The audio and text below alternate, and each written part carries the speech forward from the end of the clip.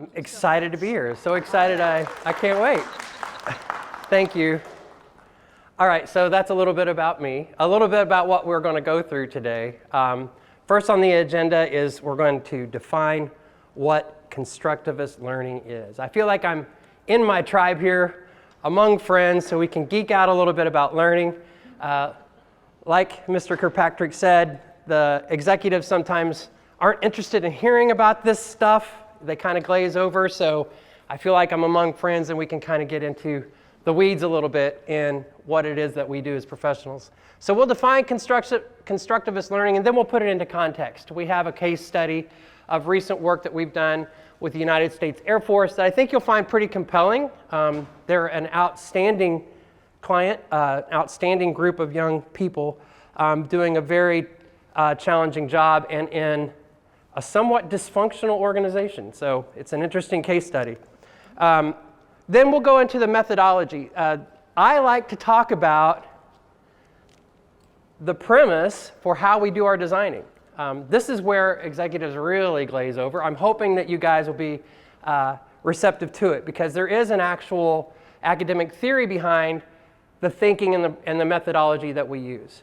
Then we'll go into the analysis that we actually used on the Air Force project, but also just this will be your takeaway for today as I'll share with you guys an outline of analysis questions that can kind of get you in the ballpark for some of these complex situations that you might be trying to wrestle with within your organization when you're trying to actually impact culture and develop new leaders. Then we'll do a little bit group exercise, a practical together, called our learning experience or our capstone. And we'll debrief. We'll reach a social agreement on some things about what we actually accomplished here today. So pretty full agenda. And let me see, I'm going to reset my timer because we are not 25 minutes in. So what is constructivist learning? Before I go too far, I want to make sure that you all understand that I am not a PhD. I am not a doctor. I am going to talk about academic topics, and I'll get us in the ballpark, but I think that they're probably open to some debate. I just want to get us close. I think because these academic topics are just, they'd invite debate, I'm going to try to keep it as broad and as universal as possible in these definitions. So just a little preface before we get into any kind of discussion. So I'm going to start with just first the philosophical foundation of what is modern constructivism. So you can read it there. It's a social theory, and it basically says that whatever kind of culture that we live within, it's based on an agreement between everybody involved. Right? There is no culture that exists that people don't readily adopt and accept. Otherwise, it wouldn't be culture. The most important factors is that they're collectively held, and it's based on all of these different attributes of people. An example is our Constitution, right? That is something that we as a country have embraced and all agree upon that's going to be a ruling document for us. But it's also something that's more fundamental in our day-to-day practice. Arriving to work at 8:30 a.m. That is something that, especially post-pandemic or during pandemic, it's like, what time now that everybody's working from home should everybody be online and say good morning through your Slack channel so that everybody knows you're there and working. So that came about through social agreement. So those are just a couple of examples of what is meant by constructivism. A little bit more timeliness, and this is what's going to be challenging for cultures of organizations moving forward, is there's new trends in these constructivists. One is postmodern constructivism. It's a variant. It says the viewpoints from which you assess validity or analytical or ethical knowledge claims, you can't have like one universal one. It's implied that there's bias. It's also implied that you can redefine things, right? You can challenge what the current definitions of your culture is, and if you get social agreement on that, that becomes your new reality. Organizations need to understand this, right? Because it's happening whether you plan for it or not. This generation that's grown up has redefined gender, right? They're redefining all kinds of things the Constitution and how it was written is being challenged. So I think it's very relevant if you want to have an impact on your culture, and a proactive one, you need to understand that these elements are important to it. So how is constructivism related to learning? Well, there is a learning theory, constructivism learning theory. So it just basically says, and I think everybody would agree that this is a little intuitive and something that you could probably understand without it being said, but learners construct knowledge for themselves. You have your leadership development program. We all know if you go through it for a week, you come back retaining 20% of it, and the stuff that you're actually going to use is totally up to you, right? There might be some strict accountability things in place, but for the most part, it's volunteer-based, and it's also based on what peers are practicing together. Water cooler talk, chat talk, different things that are adopted and agreed upon informally. People are mapping that culture whether the organization is aware of it or not. So here's the question, how do you build a purposeful training? You know what your outcomes you want to be. You know what you want your folks to walk away with, but you also have to build it in a way that's constructivist, where they leave knowing that that was their idea. That's a tough nut to crack, right? But it's necessary if you guys want, if organizations want to be impactful. So our case study, and this is where I think it's fresh to us. We're still going gold with it. We've done a few sessions out at Dyess Air Force Base.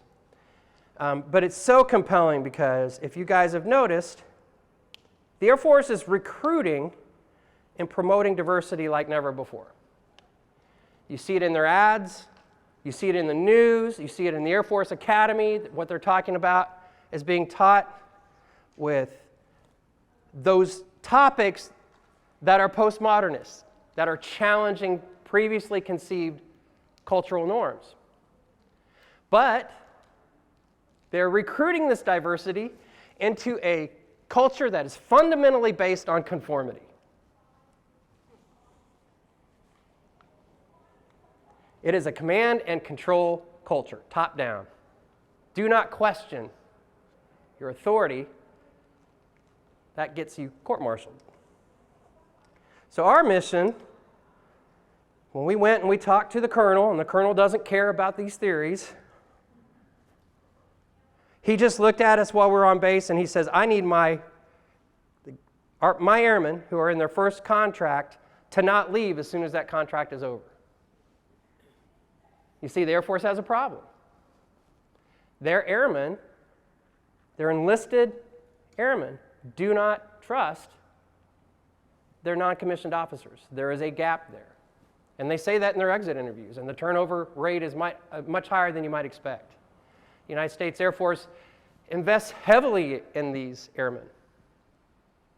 They teach them how to maintain very sophisticated aircraft. They teach them how to fly very sophisticated aircraft. And they also have large Air Force bases that need to be maintained with medical facilities, schools, and all the other things that are a part of the base. So they have those roles as well. So we needed to improve the NCO's leadership with their enlisted airmen. Airmen's a term that they use. It's gender neutral. And we needed them to develop at the NCO level a higher emotional intelligence to connect with these airmen. They are 4 years apart, but that gap is actually fairly extreme, believe it or not. We talked to several airmen, NCOs that get promoted. They've never been to college. That's why they're non-commissioned officers. Officers are the ones that get college educated. These NCOs, don't let that fool you. They're incredibly bright, but they are inexperienced. And they haven't gotten any kind of training in emotional intelligence, and they, like the rest of their generation, has grown up on devices and get dopamine burst from likes online, right? So they're a little bit disconnected, and they need a little bit of help in relating with their airmen in the real world. So our execution on this was to go talk to, travel around Dyess Air Force Base, meet the colonel, and have him look us in the eye and say, yep, this could flop. I promised him it wouldn't.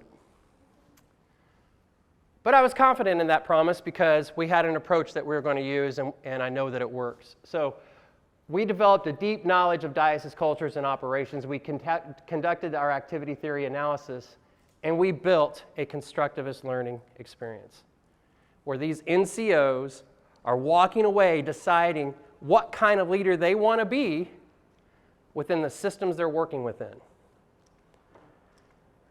And it's getting traction. So this is an article that just came out on, what's the date? July.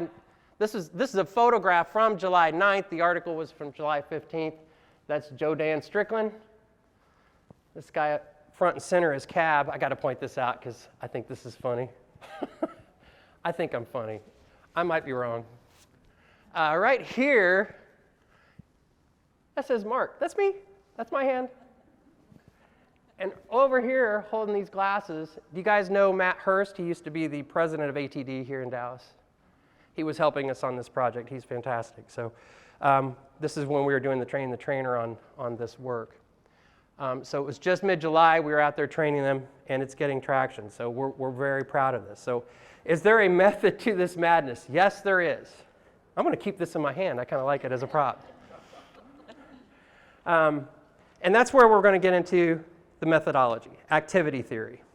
Now this is going to get really geeky, and it's a little academic, but I promise you if you hang with me, I think it's worthwhile. So what is activity theory? Activity theory is this fine little chart, and you will be tested on this. Basically, it is a way of thinking. Methodology is an approach to how do you frame this issue, and you frame it in the context of systems. What systems are these guys working within, and these ladies? What obstacles are a part of their lives? Every part of this is a defined part of their system. We're going to go through them one at a time. We're going to go first, there are tools. They're communication tools. They're radios. They're the communication strategy on their base. What resources do they have available on the base? They have support networks, family networks. There's suicide rates. They have supports for that. They have airmen being transferred all over the place, bringing families across the country that need to get new schools, need to buy homes. There's all kinds of tools at their disposal that as leaders they can help their airmen with. What is the subject of this system? In this instance, in this analysis that we're doing, the subject was those NCOs, those non-commissioned officers. Extremely bright and talented, just no formal education. They get War College, but they've been cutting that a little bit. There's no emotional intelligence training in what they go through. The rules, now they have plenty of these. As you might, oops, I got way ahead of myself. There are lots of rules for them. There are also laws, protocols. They have a book of them, and they have to study them. They know them well. We've got to know them, and they include lots of acronyms. What is the community they work in? Who works together? Who are peripheral players? There's enlisted guys, there's officers, there's civilians, there's kids, family members. They're all part of their community, and all of that is part of the systems they work within. There's tons going on. What is the division of labor? So this is kind of a funny quote. I want to make sure I get this right because this came from an officer, actually a captain, that there are actually only two branches of the armed forces. There's the Army and the Navy, because the Marines are a cult and the Air Force is a corporation. And it's kind of true. We found out that the Air Force does kind of operate a little bit more corporate than we would have imagined because they maintain a fleet of airships. So American Airlines, eat your heart out, right? So there's lots of roles, like I mentioned, school, mechanics, weapons, lots of rivalries. It's interesting. And what is the object? What is the goal? These NCOs command what are called flights, which is their direct reports, which are a part of a squadron, which the flights report up to, which is a part of a base, which is a part of a global strike command, at least at DIAS. They're part of the division of the Air Force that is focused on global strike capability. DIAS in particular does maintenance on the B-1 bomber and the C-130, which is a transport. So in this system, all of these things are important to give our subject, you put them all together, you put all the ingredients together, and if you do it right, you give them a goal, it all gives them this, a sense of meaning together. And that's what we're going for. That is a motivating factor. If you have that, you will make decisions about what learning is important to you. And the outcome, which I promised the Colonel, is a better culture. In this instance, the system doesn't just apply to the Air Force, but in this instance, the outcome is lower turnover and a better culture. So, you know, you will get a copy of this at the end of the presentation. So I'll hand it out. So in our analysis, we're dealing with warfighters and humanitarians. They maintain these enormous attack bombers, enormous industrial transport planes. And there are two things through our analysis that we needed these NCOs to walk away with in the training that we provided them. They needed to understand that they must always complete the mission flawlessly. Their flight has to be flawless. And they must maintain the morale of their flight to get there. So if we got them to understand that, the rest of the curriculum that we provided, they had enough to choose from that out of the 100% we gave them, they walk away with 20% that's going to be pretty impactful. So, okay, a little bit more geeky, a little bit more in the weeds. How are we doing? Any questions? Okay. Rance, am I telling a story? I hope so. Okay. Maybe not the way you would, but I'm doing my best. All right, so we need to reveal all the complexity of this layer. So that little system diagram, and this is a list of questions that you'll get at the end that I think will help everybody in framing their thinking. If you have a leadership problem in your organization or an opportunity, if you have a cultural goal that you want to purposely try to impact and not just leave it up to the masses to decide for your organization, which I think is inviting some issues. If you want to be purposeful about it, ask these questions. Go through this type of analysis. You need to figure out and provide a learning experience that authentically replicates the system within they work and does it in a way that pushes the right buttons. And the way to do that is to understand in your analysis, and you're talking to SMEs, for us, I think this was very handy because we knew nothing about the Air Force. We were starting from square one, which is a blessing and a curse, right? It's a blessing in that there was no question we were not going to ask because we didn't know anything. The curse is it took a little bit more time, and we had to interview a lot more people, but we got there. So if you understand the relevant context, how do you do that? Let's see. Where's the handouts? I'm going to use one of these as a note for me because my glasses aren't that strong. All right, so the activity's purpose. Understand the relevant content. What participants or groups are involved in the successful completion of their mission? I use the word mission because we're talking about airmen. Where and when do problems normally occur? Prioritize that list. Examine the communications that surround the situation. That's how you understand the context of what they're dealing in. Understand the subject, which is our NCOs, right? His or her motivations, interpretations. The questions you should be asking or answers you should be getting is around what expectations are there for their performance? Performance, right? Big word. Who sets those expectations? Which might contribute to the dynamics of the situation under review. So in this situation, why are they struggling?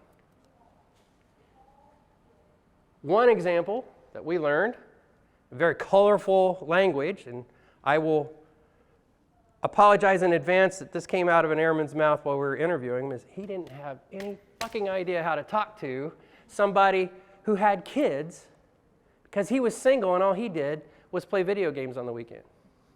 How do I relate to somebody telling me they're getting a divorce and they have 2 kids they don't know what's going to happen to them. That's a pretty important contextual question, right? So pretty eye-opening. And they fit in different aspects of that tool. So in the activity system itself, you need to define the subject, the NCOs. Get to all the layers of them. What about them? We have a ton of questions that you can ask that will bring light to that and give them a depth and give you a depth of understanding that you can actually generate content that will impact them. Let's see, what are some of the questions we asked there? What are the goals and motives? What's their division of labor? Who do they report to and why? How do they report to them? What do they have to deal with there? We asked all of these things and learned a heck of a lot. And I'll get to the results of that here pretty soon. Again, it goes back into this system. We're just filling in blanks around this. In our methodology analysis, we're telling a story. We're filling in all these blanks by doing this type of analysis and answering these questions. We get through the system. We get to the activity structure, the activity itself. In this instance, what they were not doing was talking to the people that were reporting to them. They're afraid to address issues that were really real-world issues because they didn't know how. They didn't even know where to start, how to have a conversation with someone like that. They had no tools. You can imagine how that leads to turnover. You can imagine how somebody 18 gets shipped to a base. They show up, nobody knows they're coming, and their NCO doesn't give them the time of day or doesn't know how to relate to them, doesn't try. Now, it's not that we met a lot of good airmen. We've met a lot of good NCOs. Most of them don't have that deep of an issue. All of them admit an experience and a lack of tool sets, but it seemed universal, a reluctance to try to address them.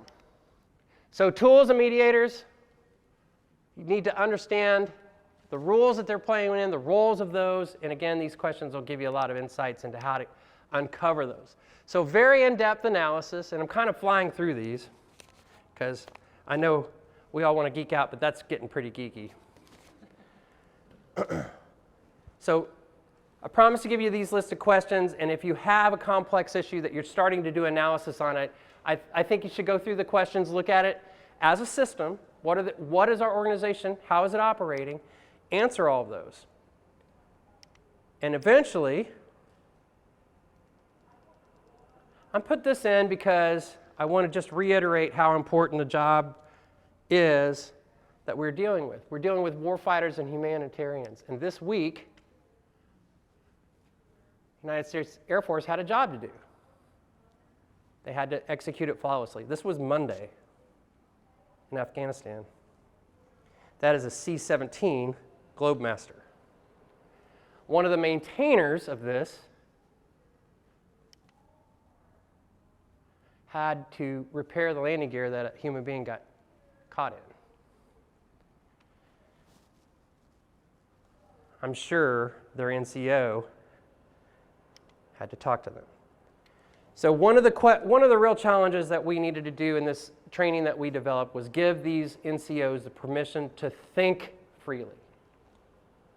Not just speak freely, it's definitely a safe zone, but think freely. So what we did, the byproduct of all that analysis and the story that we came up with was content around emotional intelligence over a 5-day period. Embedded in that were scenarios. Embedded in that was a storyline. The story was, Dias is calm, storms are on the horizon on Monday, and there's a little saber rattling going on by an enemy overseas. They get these cards because one thing that we learned is that these NCOs don't get to choose. They don't get to hire. They play the cards they're dealt. We thought that was an interesting way of putting it. So during this week, they get cards randomly drawn that give them issues that they have to address using emotional intelligence, using the lessons that we provided during the week, or the morale and the performance of their flight deteriorates. If they do, just make an effort, and we give them options for that.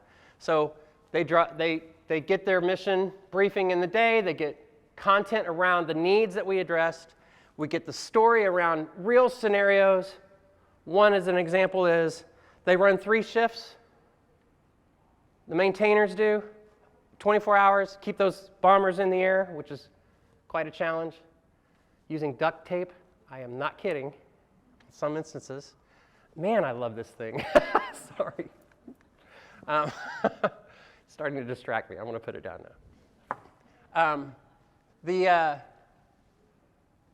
LGBTQ issues, marital issues, alcoholism, everything that they don't know how to address, we force them to address.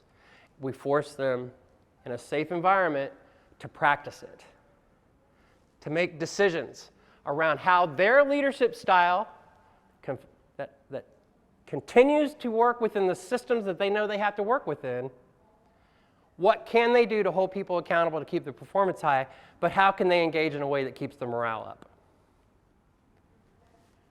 So, several lessons. This is, I want to pick it up, I lied.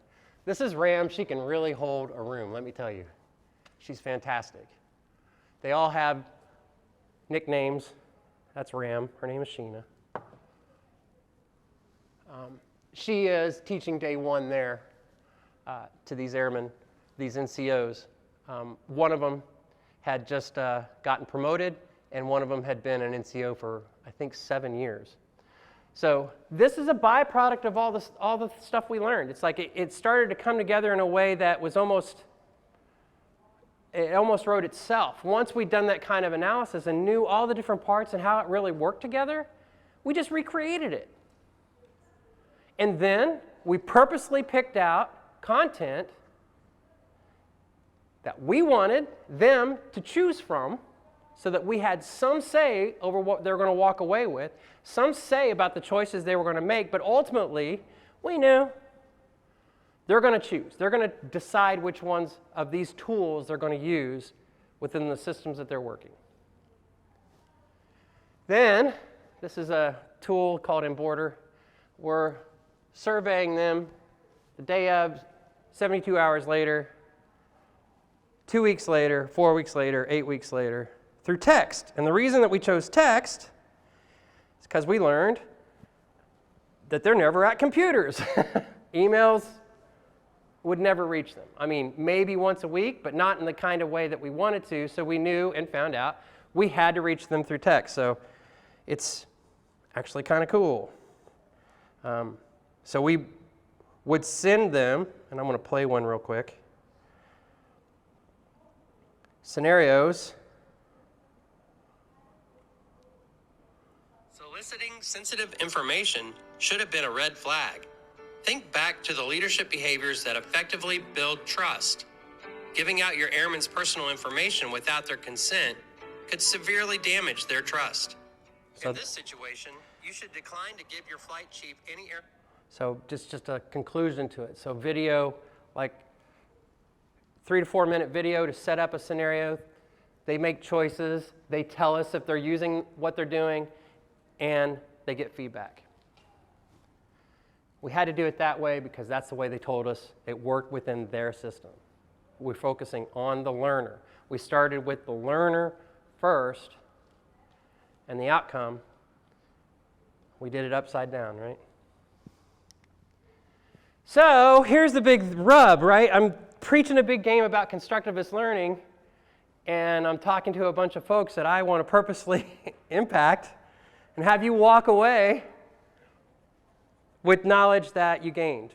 So this is where we get to practice a little bit and see if this system thinking works. So I have the system questions we're going to hand out. So it looks like this. I think I have 30 of these. So it'll have the little diagram on the front and just the list of questions that uncover the kind of things that are important to know when you're talking about complex systems. So the ask that I have today is conferences are inherently constructivist, right? So I forgot to ask, when was the last time you've been to a constructivist learning experience? It's a trick question because you're in one right now. That's what conferences are. right? You can get to choose. The learner makes a choice about what sessions they're going to go to, and they debrief and they decide what they're going to use when they get back to work. Can you verify this through your own experience? What are the systems? Can we verify through our shared experience? That is activity theory being applied. So the ask, I cheated. I came in here and updated my slides after this morning. We are the ponies, right? Again, we are in a constructivist experience now. Can you verify? So let's talk about it. Let's analyze the system that we are currently in. And our constructed knowledge. I'm going to go back to that drawing. So, actually I want to go back to this. So if you guys look at the questions, let's just start, and I'm going to call on people I know by name first. So if we're talking about conference and the learners, and you're putting together your own conference, and you want people to walk away with the most positive experience possible, we're going to analyze the experience that we're creating. We're going to start with the activity, system, and purpose. So if you look at those questions, in the context of the conference we're going through right now, what's the first question? Mary Hancock. Did I get you? Buddy, you can. Which is the first question mark? I'm sorry. I didn't do a very good job there. Let me back up. Generate a list of problems. Generate a list of problems. Okay, so you're putting together this conference. What are some of the problems this conference is trying to address? Buddy? Turnover in our organizations? Grace? Conference. Just people who want to learn, develop their skills. Yeah, right. We want a higher level of professionalism in training and development. We're sharing expertise, right? That's what the conference is trying to do. The activity system, you look at those questions. I want to, Julie. Yes. Activity system, there's like a whole list of questions for activity system. It's the second, there's like those three, I want to go. Yep. Define a relevant community, define the object, define the subject. So I want to cheat a little bit. The subject is the people who attend the conference. We want people to come here and get a good experience. It's relevant community is not just the people who are coming, but the people who paid for them to come. They're going to want something to show for their investment. So there's some motivating factors here for you guys to be here. You're going to have to report back, I assume, that the money was well spent. What did you learn? Right? Define the object. Raise your game. Be able to be more influential and more impactful back in your organization. Has this conference provided you that? What could it do to give you more? Right? I think the folks who put this together have thought about this without necessarily framing it this way. Again, it's just another methodology, but they have answers to it. The activity structure, it's sharing ideas, right? There's experts sharing case studies, there's keynote speaker, there's food, there's happy hour, there's networking, there's vendors. All these things have to be set up. There's lunch, and God forbid if you don't have breakfast. Right? People don't like that. No, I like the muffins. I'm just saying. Tools. We got PowerPoints. We got Minds. We have the apps. We have cameras. Right? All these things are a part of the experience. We have mediators, timekeepers, handouts, phones, emails. All part of that system. And the context is we're trying to raise the level of training and development in our organizations. We're trying to, in this specific breakout, we're trying to get ideas of how we can impact culture. We're trying to get impacts of how we can develop new leaders. It's all in that system. Give them a sense of meaning. For me, personally, the sense of meaning is really going to come in the happy hour. I'm just kidding. No, I've gotten a lot of meaning. I really enjoyed Russ this morning talking about VR, virtual reality, and what they're doing at AMP. Amazing stuff, right? How do you develop a VR experience? Oh, I have an idea of how you start, right? You want to put something into a VR experience, there's a lot of components. How do you make it real? What are all the systems taking place to give an authentic experience in the VR world? It's happening. I enjoyed Alex's presentation on, I want to make sure I say it right, he's an anthropologist, sports mentality in business. I'm paraphrasing, I didn't get it quite right. But the mentality of leaders who've been competitive and how universal those traits are and how it brings agreement, social agreement through common terms, common language, and hitting a home run or striking out within your organizations. All that stuff has helped me personally with something to walk away with a better outcome. I feel like I'm a little bit more prepared for those situations I hadn't thought of before to do a good job in them. Hopefully, that is also what's happening with you guys. So I want to get right back here to the end, and I think we're doing really good on time because I'm still wanting to stop at 3:30.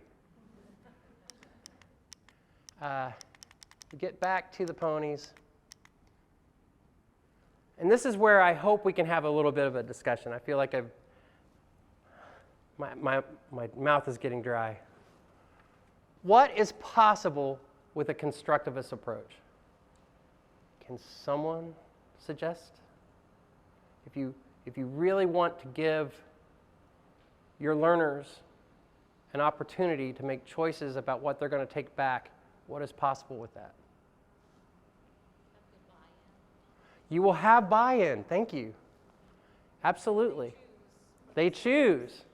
Buy-in is very important. I think that was one of the questions on the survey. Buy-in is incredible. That's a perfect answer. Yeah, Mary. Well, my initial, training on instructional design was this idea that you can't teach attitude. You can't teach people to be emotionally intelligent, or you're saying you can, which I find amazing, that you can actually do that if you put the time in to understand your audience and what's motivating them. Yeah, I think you can. I think another thing is you're providing them purpose, so they understand what it is that they want to do, how they want to get there. So all of this are choices that they have to make. That's right. They are meeting their own needs, right? Sorry, you're providing structure to a chaotic situation. Thank you. I think that's true too. In life, human beings are very flawed. Chaos is implied. Yeah. I think it reframes their perception, like we were talking in the keynote, when you're following up and you're trying to monitor, that could, if it's something you don't really want to do, that you're being forced to do, it's perceived as micromanaging. Mm-hmm. If it's something you want to do and you're following up, it's perceived more like encouragement.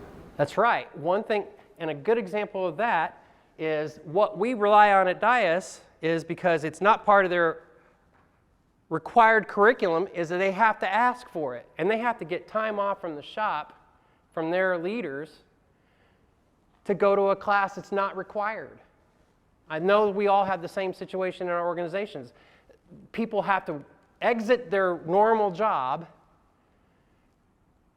to put away time for this. If you've provided a constructivist experience, there's a far more higher likelihood that the learners who've gone before are promoting it to other learners who will then want to do it, which is incredibly hard to do. We're starting to see that at DIAS. I have another example. Betty, is Betty here? Yeah, there you are. We did area coach PhD at Pizza Hut. Interesting that if you guys know Trish Barney, interesting case, used a lot of the same things we're talking about here, where you had experienced area coaches that did not need to be told how to do their job because they knew it better than anybody. They've been doing it for 15 years. And the last thing they needed was somebody to come up in front of them and tell them how to do their job. It wasn't going to happen. What we provided them was an opportunity for them to tell each other how to do their jobs. And when that happened, when they were mentoring each other, the demand for that grew. And they had a pretty successful year of it. So that's a great, great example. How is culture constructed in your companies? It's happening. We know it is. Is it just happening? Or are you trying to proactively or purposely have an influence on it, or are you reacting to it? A lot of companies are caught off guard when they have to react to a situation because their culture has become toxic. They just weren't aware of it. Air Force is kind of there now. What tools do your leaders need to succeed? How can you use an experience like this, or how can you create an experience where they choose the tools that are best suited for them? By providing some kind of simulated, you get their systems going, you get them, they're learning in the context of what they're actually doing. You get the context there where they see the domino effect of it, of making a mistake. And they don't want that. So they'll choose to address it for their own good, right? If their morale's going down and their flight's not ready to perform, that's life and death in the Air Force. But it's also important in any organization. So those kinds of tools just need to be exposed to them in the context of the systems within their working, right? Give them the domino effect. Give them the opportunity, the golden nugget in context, and let them decide on their own. Yes, sir. That was one of the things I had a question about. Yeah. When you had kind of those two scorecards, Yeah. the dials there of missions and the morale. Yes. How did you provide feedback about whether their behaviors or their choices of responses was making that move in the right direction or in the wrong? Great question. So if we're letting them choose their answer to how to address this, how can we tell them they're wrong? We didn't. They were never wrong. So we gave them a situation, we gave them a number of different possibility answers of how to address it. Say they have someone that came to them that says they feel like they want to transition their gender, right? There's a number of different possible responses, and all we asked them to do was pick a tool that we've discussed around the emotional intelligence, justify it, play it out in front of your other airmen, how you would use that tool, so you practice it, get their feedback, and you get rewarded that is correct. Because ultimately, in their situation, the number one thing we needed them to do was just try. So was the feedback of the receiver then? The feedback was, were they able to tie a tool to the decision they made? Can they justify their decision of how they wanted to address it with the tools we have exposed them to? And if they could, then they got credit. Who made that decision whether it was successful or not? The other airmen in the room, their peers. Because one thing that, I didn't go into all the rules, but this was just one individual flight. We put them in teams of squadrons, and we put their scores up at the end of the day. So the squadrons got competitive. So if they didn't stand up and try, their scores remain low. So if they did get up and try, and they could connect it to a tool, they got credit. And then usually what happened was, I chose this one because this is the kind of leader I am. And okay. And somebody would challenge that. It's like, well, I'm using this tool, and this is how, okay, yeah, that's right. It's not a wrong answer. right? Because we needed them to try. So I didn't want to get too in the weeds, but I'm glad you asked, because I do think that does bring some clarity to actually getting the application of this in scenarios. But I didn't want to like promote this game, but you can do that in multiple kinds of settings. I think it wrote itself of, yeah, we just need these kind of dynamics because this is how their system works. And we wanted to reward them for the effort. Because there's two things that the Air Force told us, and this is another thing. It was like, wow, how are we going to do this? They're afraid to get written up because if you get written up once, your career is over. You will never advance. They believe it's a one-mistake Air Force. So they don't want to get written up. So there's a fear of writing up their airmen because of that belief. At the same time, they believe no one can get fired no matter what they do. Right? So we kind of had to thread the needle on that stuff. I saw a hand up. Yes, sir. You mentioned in this session where you try to promote a safe environment. Mm-hmm. So what were some of the things you did to promote that safety that they can? Excellent. Excellent question. Rank is incredibly important. So this day was day one. You can see it on all the cards. The rest of the week, they came in civilian clothes. The rank was not disclosed. We were testing this. So that was one thing. Wouldn't matter that much. They were all about the same rank. It's just a matter of time in the NCO role. So that was one. They were among peers. Very specific audience. There are a ton of NCOs. So we have hundreds to reach. So that wasn't, by limiting the amount there, didn't inhibit this being successful. That was a big part of it. And then it's just the rules that we set up at the beginning of the week. And we start them right off with a challenge of, okay, what's your name? Dana. Say, Dana, you have an airman that just reported to work. They're a different race than you. They have incredibly bad BO, and it's starting to be offensive to other people around them. Here they are. Address it. Oh yeah, I had to do that in my 20s. Yeah, so, okay. So we started right off the bat giving them an experience where they had to, It's like, okay, ooh. It's like, good try, yay. You tried, yay. Now, everyone else, this is going to happen all week. This is a safe space. So the only thing we're asking is that you try. Because if you don't try, your squadron will lose. That's how we did it. It worked. Not sure it'll work every time. Say like anything that's shared in this session? Absolutely. It's about emotional Yep. Big focus on trust. That happened to be one of the key levers that we uncovered was just a lack of trust. So we had to establish that, and that was one of the first emotional intelligence topics we covered. So it actually lended itself well to setting up that kind of rule set. That, hey, we're in a trusting environment. This is what trust means. This is what happens if it gets betrayed. This is how it can damage your morale. This is how you will be ineffective as a leader. Let's not do that. Okay, safe environment, right? Do that for each other. So it just kind of worked out well in that situation. Good question. Any other questions? I have questions, if you don't. What will give your leaders a sense of meaning? For us, it was the mission, Air Force. But I think that word could be applied in most businesses too. What is your mission? What are your leaders' mission? If you get them practicing trying to attain that in a safe environment with the systems that they have to really deal with in an authentic way, they'll make decisions about how they want to do it in a way that you can shake by giving them options. Okay, we have 10 minutes, which means it's 3:30, which means I made it. Woo!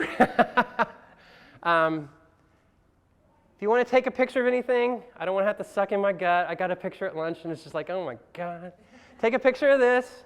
It has if you do take a picture, I think it'll populate your phone as a contact. I think that's how it's supposed to work. If you have any questions, please. That's not a survey? That's not a survey, no. That's me. That's like taking a picture of me without me having to suck in my gut. Yes, sir. I know there was a range, but what was an average age of the NCOs and the number of years? 22, 4 years. Also, They're young. They're babies. 4 years in, they're an NCO. They're promoting very quickly. They're promoting very quickly. Now, there are some that are older. It depends upon when they enlisted, but most of the enlisted guys and gals join early, join young. They have one of our subject matter experts I think he was 37. And he joined later in his life. What are they going to do after? They just stay an NCO for 20 years? Well, there's different ranks. Chief Master Sergeant, I think, is the highest rank they can get as an NCO in the armed forces without leaving or going to academy to become an officer. That's Fairly rare. Yeah, we had a PhD, Dr. Cast, helping us with this, who was a staff sergeant. He got his PhD while he was in the Air Force, but he was not an officer. Brilliant, just not an officer. And a good story on him is he's been in the Air Force 25 years, and his husband, there you go, right? He'd been in through the Don't Ask, Don't Tell, prior to that, not even being able to disclose, to now being openly married. So they've seen quite a bit of redefinition of their culture over the years, and it's accelerating, and I think it's happening everywhere. So leaders and cultures in all these organizations are being impacted by just the speed of change and that constructivism that's happening in society as a whole, which I thought made it interesting. It's happening outside of learning. It's happening in politics. It's happening in pop culture. And it's having a big impact, and it's being brought into corporate cultures very rapidly. And if you're not trying to address it proactively, then you will be reacting to it, and it might not be pleasant. Yes, ma'am. I'm going to put you on the spot. Yep.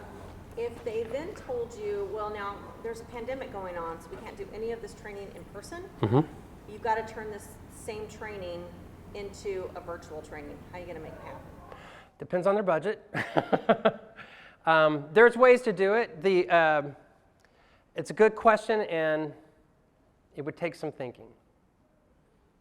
I think there's ways that you could do it with a Zoom or collaborative, but I'm not sure that we would probably have to restructure elements of it. Good question, though, and I'd love to talk to you about it. Okay. Yes, ma'am. I just got a generic question. You sent texts to people that didn't have computers. Well, they have emails and they have computers. They just don't access them regularly, and they have very high security. Yeah, so that's my question is, like, were they using their personal? Yes. So how did you kind of? They volunteered. Huh? They had to volunteer. Right. Oh. So for the content, though, how'd you make sure that they couldn't download it, or, because if you've got a video that you're pushing to them, we don't want them to have it on their personal phone and share it with other people. Oh, if it's, yeah, the tool we used in that case is called Inboarder. It's actually for onboarding, but we chose to use it a different way. That's just how we roll. But the videos that we did with the Air Force is non-classified scenarios that they didn't have a problem with. So we just used Vimeo links, and we didn't do anything classified. Yeah, yes. Yeah, they had to volunteer to use their personal devices, but we were hopeful, and it turned out to be true that they were willing to do that by the end of the week. Yeah. Mark, can you talk to us a little bit about how you used Onboarder for this purpose versus what it's really for? Like, did you use it for?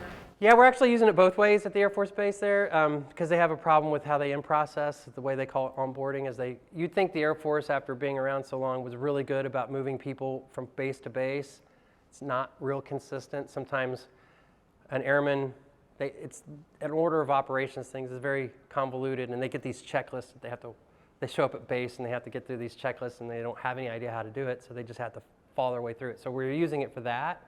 But then we decided, since that was there and accessible, and we wanted to have these follow-ups, we had the guys and gals who were part of the NCO workshop, if they volunteered, and all of them have, it's been 100% so far, we just set up a workflow like their start date was the last day of the workshop.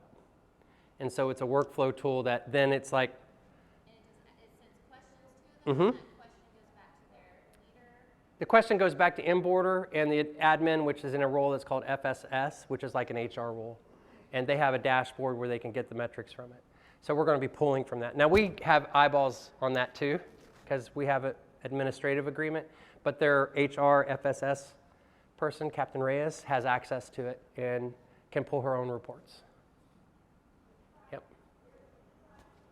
It's a neat tool. Was there any, I gather you're a few classes into this. Mm-hmm. Yeah. Is there anything you're doing now that you wouldn't have expected to be doing now that you... We pulled out one activity that stirred the pot in a way that we didn't expect, that asked questions in a way that caused more controversy than we intended. So we pulled that out. And we shortened, we had too much content, so we've also, just for the ease of execution and what they can get through, we've narrowed it just a bit. So those are the two changes, and they're major. And we had to reconstruct the facilitator guide a little. So we learned a lot, and we're still learning. Yes, ma'am. Do the facilitators that you guys have, do they have any kind of military background? The facilitators are now all airmen. So we train the trainer. That one picture where I was joking around that you saw my name tag, that was a train the trainer session. The next picture was them just doing it, and we were just there to take notes to make sure that we made the changes they needed to keep it working. So do you guys have an evaluation set up after so long to see where they're at, how they're progressing? Yes, we're going to go back to DIAS for our last visit and final print on materials in September.